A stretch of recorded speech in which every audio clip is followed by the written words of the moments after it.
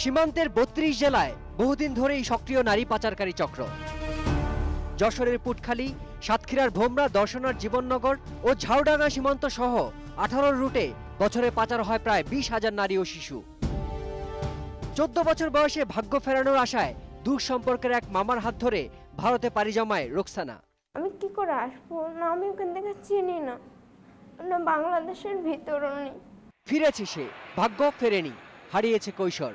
আমি বাংলায় বলতাম, ওখানে মানুষ হিন্দিতে কথা বলতো।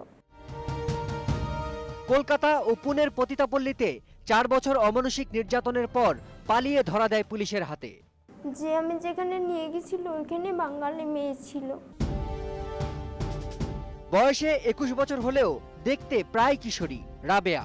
পুলিশের হাতে ধরা পড়ার আগে মুম্বাইয়ের পতিতাপল্লীতে নির্যাতনের নিয়তি মেনে নিয়ে কাটিয়েছে ৫ বছর। আমাকে যখন নিয়ে গেছে আমি মার খেতে খেতে একসময় ওখানে মন দিয়ে দিই কাজে, যে মরে গেলে আমার বাবা মাকে কে দেখবে।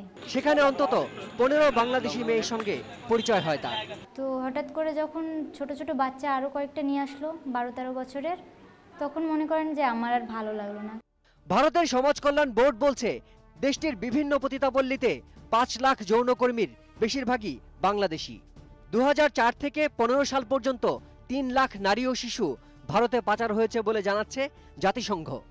গত বছর সেখান থেকে প্রায় ৮০০ নারী ও শিশুকে দেশে ফিরিয়েছে রাইটস যশোর। সারা বাংলাদেশ ব্যাপী নেটওয়ার্ক, এবং আমার মনে হয় দালাল চক্রকে যদি ধরতো, এর বিচার হইতো। বিচার তো হয় না, যেগুলো আপনার আসে বা ধরে বা কেস হয় যাদের নামে, আউটার কোর্ট সেটেল হয়ে যায়। বেশিরভাগ ক্ষেত্রে দরিদ্র নারীদের বিয়ে করে ভারতে নিয়ে যায় চক্রটির সদস্যরা। প্রশাসন বলছে জেলা, উপজেলা এমনকি ইউনিয়ন পর্যায়েও রয়েছে পাচার প্রতিরোধ কমিটি। কিন্তু মামলার পর অর্থের বিনিময়ে সাক্ষীকে কিনে নেয় চক্রটি। বিশাল একটা টাকা দিয়ে দেয়। তারা যেটা করে সাধারণত আমরা শুনেছি যে বলে যে ঠিক আছে তোমার এখানে টাকা নিয়েছেন, এই টাকা ফেরত নিও না।